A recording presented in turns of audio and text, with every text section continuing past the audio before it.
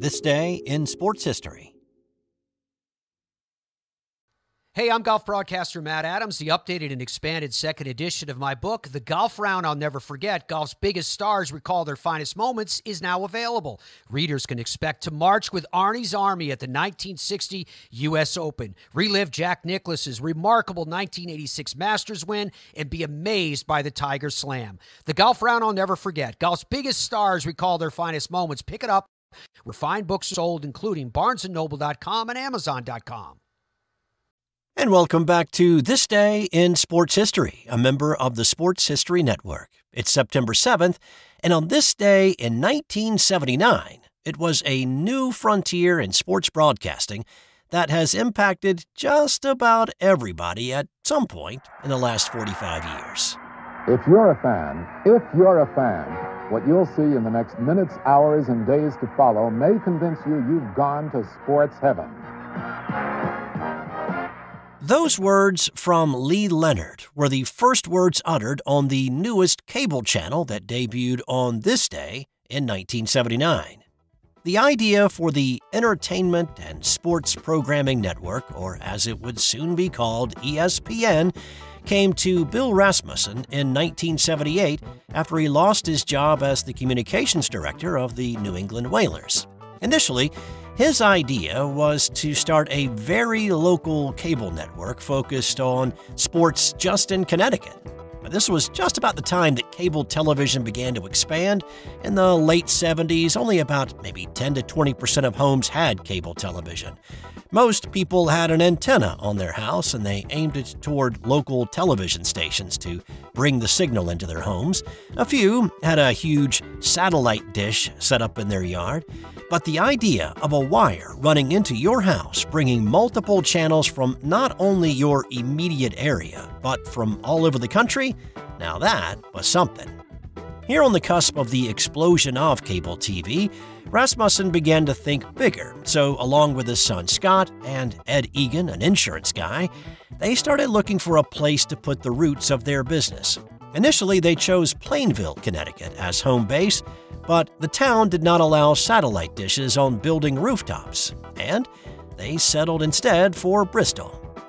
Getty Oil was an early backer of the venture and helped Rasmussen buy the land to build what would become an empire.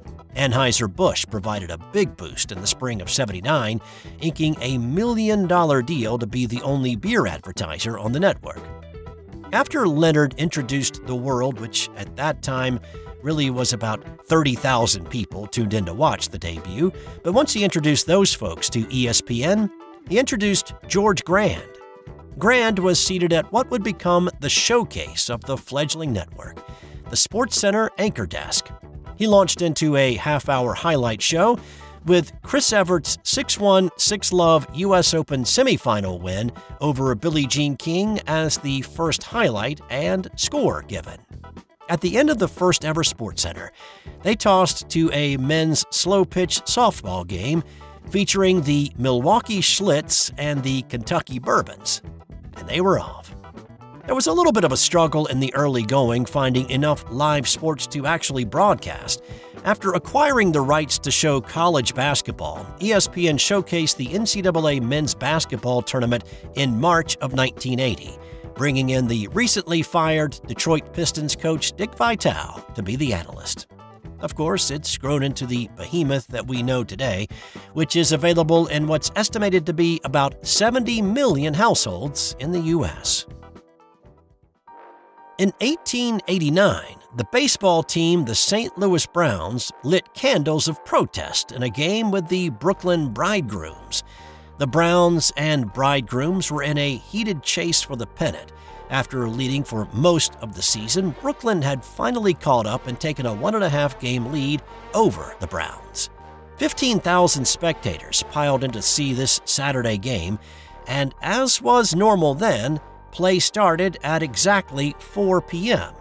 It was an overcast day, though, with dark clouds hovering in the area, blotting out the sun and making it darker than usual at Washington Park in Brooklyn. And of course, there were no lights to turn on to illuminate the field, so there was a slim time window to get the game in. Both teams knew how much every game meant in this late-season 3-game series. Brooklyn had a 2-1 lead in the 5th inning, and they began to slow the pace of the game down considerably, haranguing umpire Fred Goldsmith to call the game due to darkness.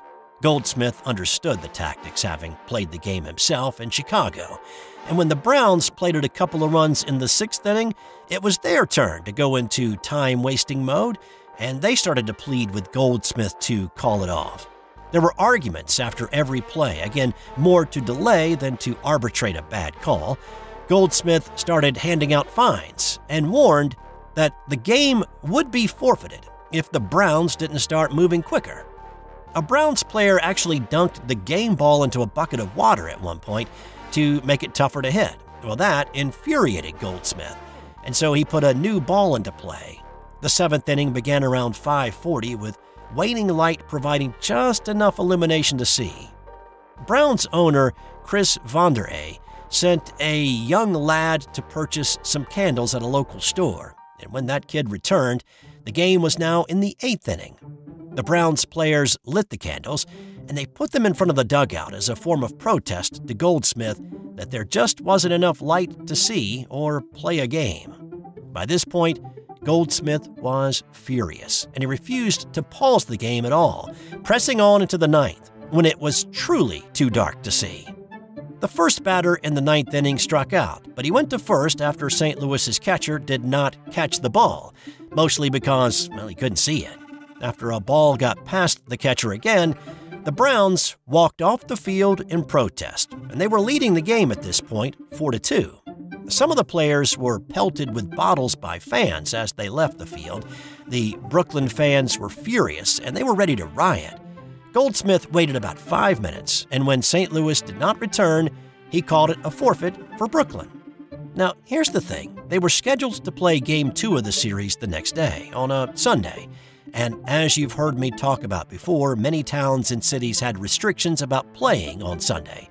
At this point in time, Brooklyn had petitioned the city to be allowed to play Sunday games, but while that process was ongoing, there would be no police presence at any Sunday ball games. Now, with an infuriated crowd screaming for blood and a game with no security in place, well, the Browns also refused to play that Sunday game, forfeiting that one as well.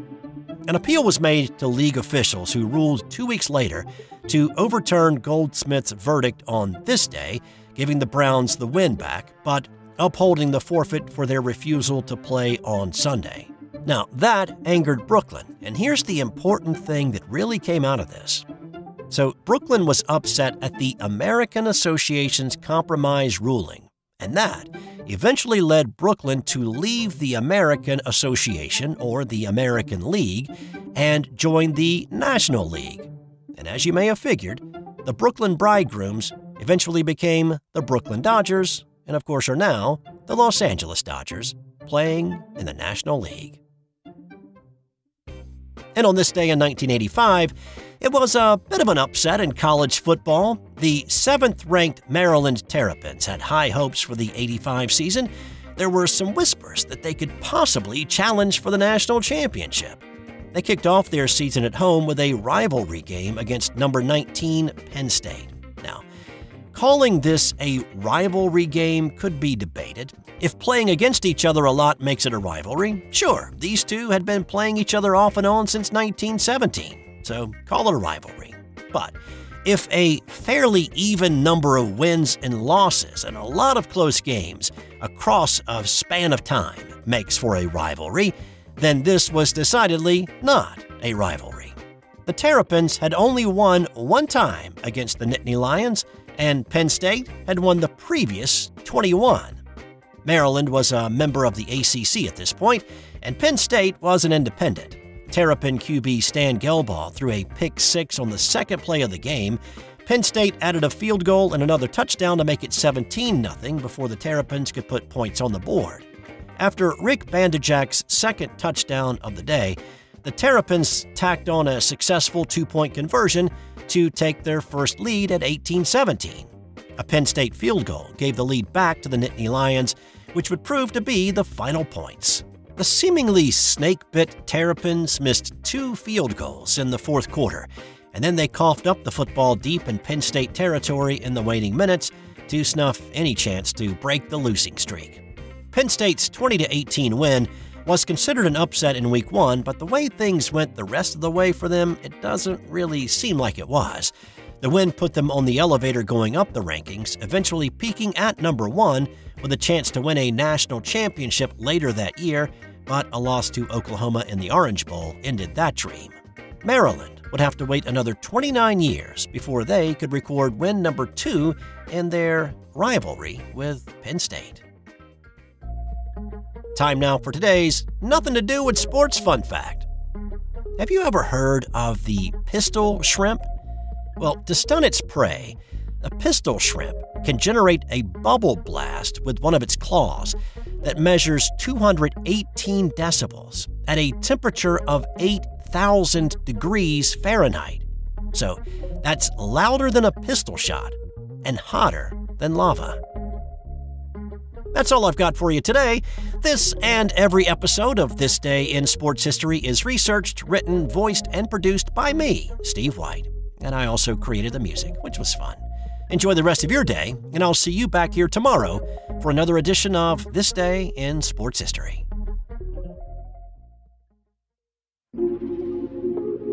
This has been an original Thrive Suite production. Hey there, sports history fan. This is Arnie Chapman, a.k.a. the Football History Dude, and I hope that you enjoyed this recent episode presented by the Sports History Network and were able to learn some good old-fashioned sports history knowledge nuggets. I started the Sports History Network back in 2020 with the mission to help podcasters find a community of like-minded sports history nerds, as well as helping aspiring podcasters to start their own shows. We have a little bit over 30 shows on the network right now covering all sorts of sports history, but as far as I'm concerned, we're just at the toothpick in the ocean moment, that can't even figure it out because there's so much more coming.